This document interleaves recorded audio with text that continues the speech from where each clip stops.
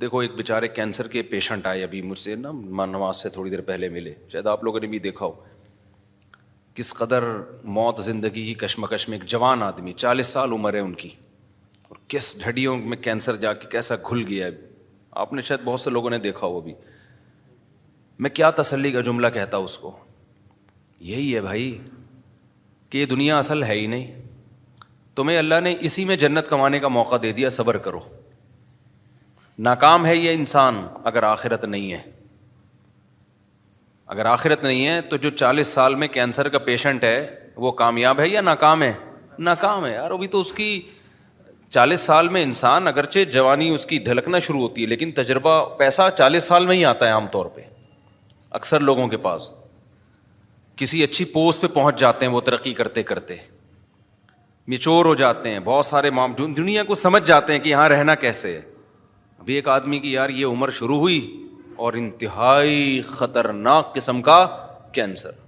انہوں نے بتایا میرا پورا گھر بک گیا, جائیدادیں بک گئیں, سب زیرو پہ آ گیا میں, اور ٹھیک پھر بھی نہیں ہوا. تو بتاؤ تو ناکام ہے کہ نہیں ہے دنیا کے لحاظ سے؟ کہ نہیں بھائی, اگر آپ اس کو مسئلہ سمجھو گے تو ناکام ہو. اگر آپ یہ سمجھتے ہو نا کہ ہمارا اصل مسئلہ صحت ہے, جو صحت مند نہیں ہے وہ ناکام ہے, اگر یہ مسئلہ کو مسئلہ سمجھو گے تو پھر کیا ہے, پھر یقیناً ناکام ہے. لیکن بھائی اگر مسئلہ آخرت ہے تو اللہ نے ہمیں بتایا کہ ایوب علیہ السلام تو اس سے زیادہ بیمار تھے. ایوب علیہ السلام ان سے زیادہ بیماری میں, ان کی بہت شدید تکلیف میں زندگی گزری ہے. تو اللہ کسی کو صحت دے کے آزماتا ہے, کسی کو بیمار کر کے آزماتا ہے.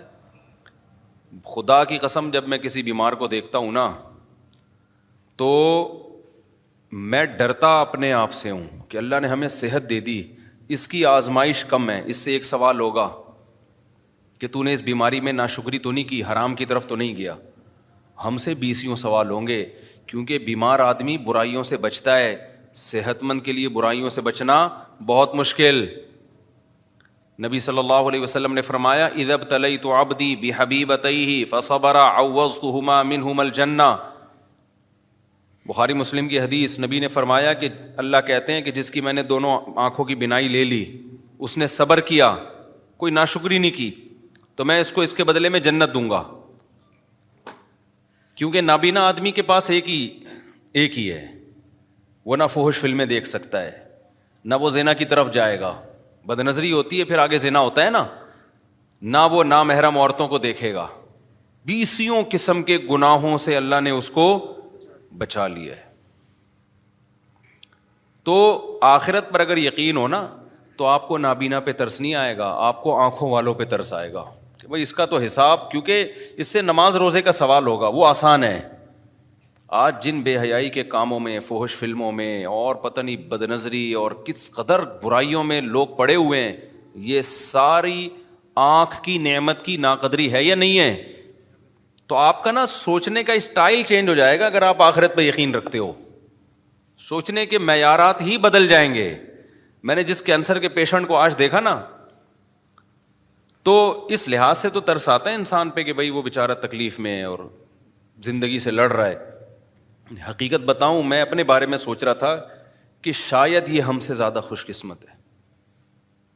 ہمیں اللہ نے صحت دی, آنکھیں دی ہیں, کان دی ہیں, بولنے کے لیے زبان دی ہے, سارے جسم کے جو بھی ہمارے آرگن ہوتے ہیں صحیح چل رہے ہیں. یہ اتنی بڑی نعمت ہے, اربوں خربوں روپے دے کے بھی یہ نعمت خریدی جائے نا تو کم ہے. یہ آپ سے کوئی بتاؤ ایک آنکھ کا 1 کروڑ روپے لگائے کہ 1 کروڑ روپے دے گا تو تیری آنکھ کی بینائی رہے گی, ورنہ نہیں. سارا دن آپ بھیک مانگتے رہو گے 1 کروڑ اکٹھے کرنے میں. پلاٹ بیچو گے, مکان بیچو گے, جائیدادیں بیچو گے, یار بینائی سے زیادہ اہم نہیں ہے. آپ کی زبان میں ذائقے کی صلاحیت ختم ہو جائے, کھانے پینے کی لذتیں آپ کے لیے بولو ختم. کوئی کہے کہ 1 ارب روپے دو گے, 1 کروڑ روپے دو گے, تو یہ زبان میں جو آپ کو ذائقہ محسوس ہوتا ہے نا کھانے پینے کی, نلی نہاری اور جاوید نہاری اور برگر کھا رہے ہو, اور وہ 20 قسم کے ٹیسٹ زبان بتاتی ہے. 1 کروڑ روپے دے گا تو یہ ٹیسٹ واپس آئے گا. آپ بھکاری بن جاؤ گے لوگوں کے سامنے. یار خدا کے لیے یہ کام کر لو.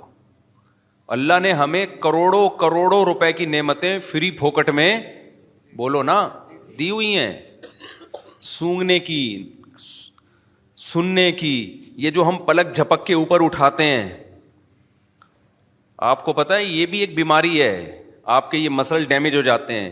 آپ پلک جھپکتے ہیں, اوپر اٹھا نہیں سکتے, اوپر اٹھانے کے لیے ایسے انگلی سے اٹھانی پڑتی ہے, اور پھر باندھ لیتے ہیں تو پھر کھلی رہتی ہے, آنکھوں میں بے چینی شروع ہو جاتی ہے.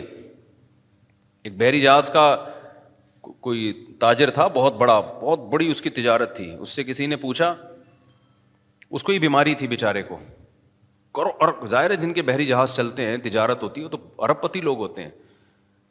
اس سے کسی نے پوچھا, یار تجھے اللہ نے اتنا دیا ہے؟ اس نے کہا, بھائی میری ساری تجارت کوئی لے لے اور مجھے صرف یہ بیماری میری ٹھیک ہو جائے.